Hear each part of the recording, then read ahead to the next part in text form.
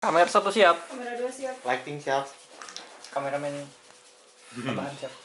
1, 2, 3.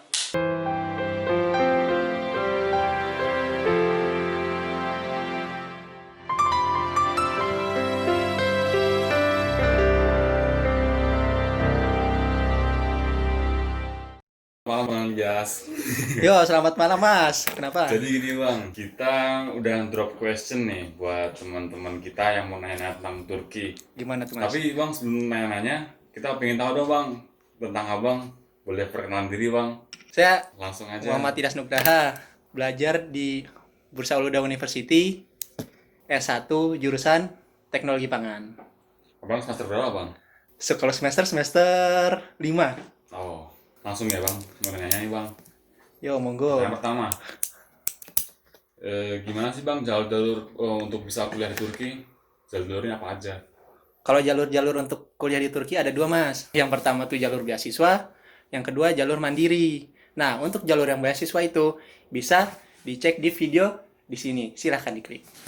Terus kalau mandiri Bang? Nah, untuk jalur yang mandiri, gimana tuh Mas? Masalah berkas-berkas atau apa tuh Mas?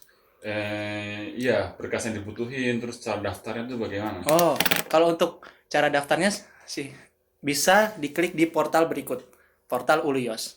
Oh, Kan tapi berkas-berkas yang dibutuhkan yang pertama paspor atau ID card Turki jika kalian sudah tinggal di Turki. Yang kedua ijazah, yang ketiga transkrip ijazah, yang keempat ijazah terjemahannya, yang keenam transkrip ijazah terjemahannya. Jadi terjemahannya itu bisa berupa bahasa Inggris atau bahasa Turki. Translate ijazahnya tuh bisa di agensi penerjemah tersumpah kepercayaan kalian yang ada di Indonesia. Itu terjemahannya bahasa Inggris. terus kalau di Uluda itu pakai ujian sebelum masuk?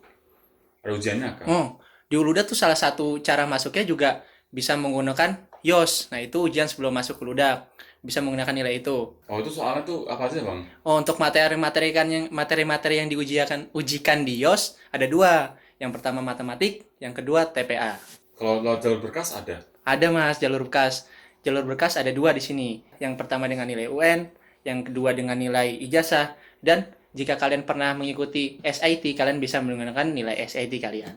Lanjut nih, ada pertanyaan lagi. Salah satu persyaratan ada pakai nilai UN, tapi tahun ini nggak ada UN, terus gimana? Bisa pakai ijazah? Sebenarnya yang untuk ijazah tuh bisa Mas. Jadi itu yang termasuk tadi 4 itu Iya, ya? masuk ke 4 itu Mas. Jadi Jadi bisa bisa milih ya? bisa milih. Terus kalau nilai UN, mau pakai nilai UN, yang tembus tuh untuk masuk UNIF tuh rata-rata harus berapa?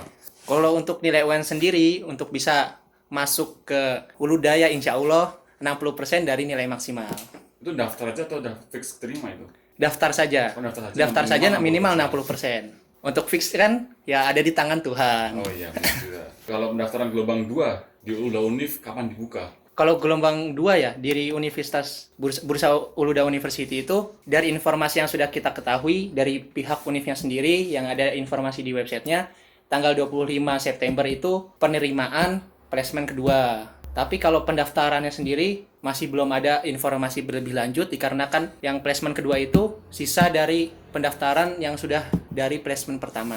Jadi placement pertama yang tidak diterima nih, lanjut otomatis ke placement kedua gitu. Kalau langsung ke placement kedua daftarnya bisa atau enggak? Nah, kalau itu informasinya belum ada lebih detail dari pihak UNIF. Lanjut pertanyaan. Ada batasan umur kah untuk bisa sekolah di UNIF? Oh, kalau Batasan umur. jalur mandiri tidak ada ya, tidak ada batas maksimal umur untuk masuk ke universitas, tidak ada kalau jalur mandiri. Kecuali kalau jalur beasiswa ya, tadi sudah disebutkan ada. Kalau untuk S1 maksimal umur 21 tahun, untuk S2 umur 30 tahun, untuk S3 umur 35 tahun. Kalau PTU ya. oh iya, BTU itu negeri atau swasta sih? Negeri, Mas.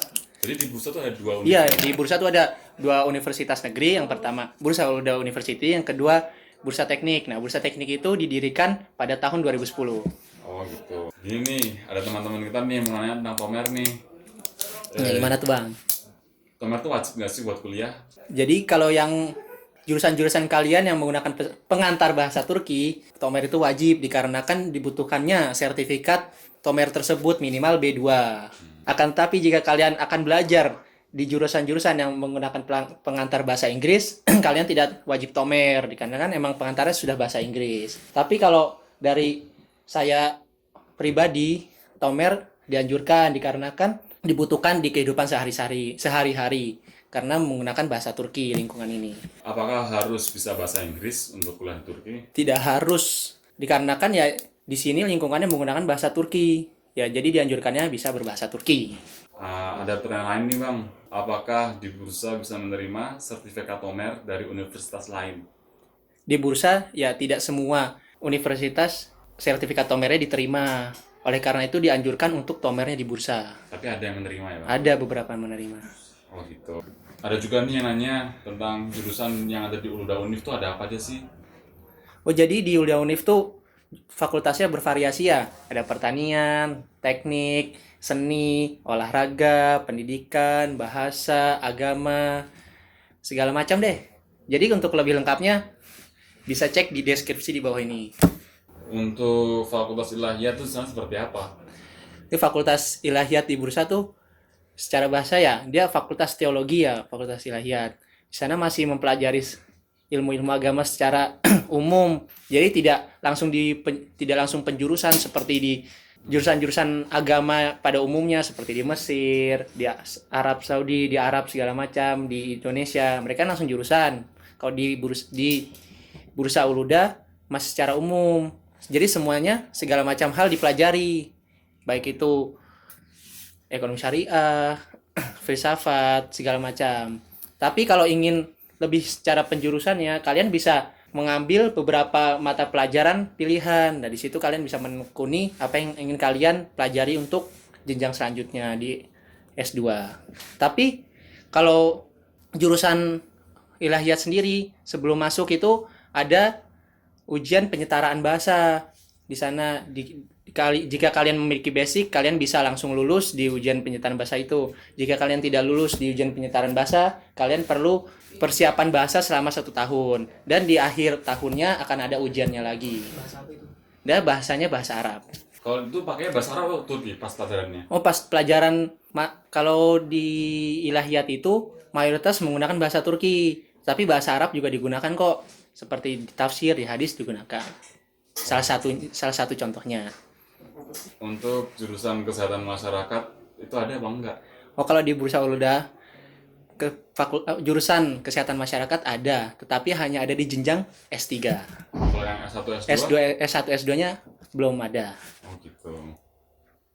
Oke, sepertinya udah segini aja pertanyaan dari kami. Pertanyaan dari teman-teman. Kami mengucapkan terima kasih untuk Bang Ilyas dan menjawab.